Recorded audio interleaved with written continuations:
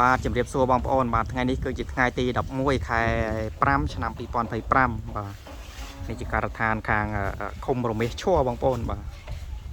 ស្រុកកំពង់ត្បែកខេត្តព្រៃវែងបាទនៅកំពង់តាបៀកឆ្នាំក្រៅបងប្អូនណាបាទចំណែកខាងក្នុងកំពុងតែរេឆ្អឹងពីដានបងប្អូនបាទនេះជាទិដ្ឋភាពខាងក្នុងបងប្អូនបាទ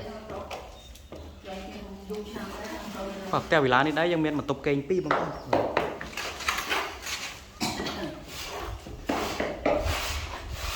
បាទនេះបន្ទប់គេងទី1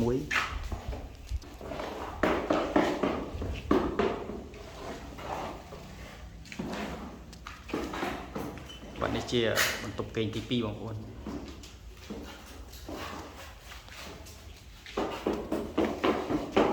ហើយគាត់បិទក្រូអញ្ចឹងបងប្អូនបាទម៉ូតស្រស់ស្អាតមែនទែន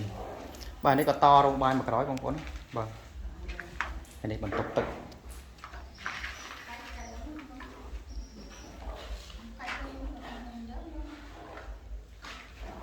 នេះជាថាសចង្ក្រានបាយបងប្អូនបាទ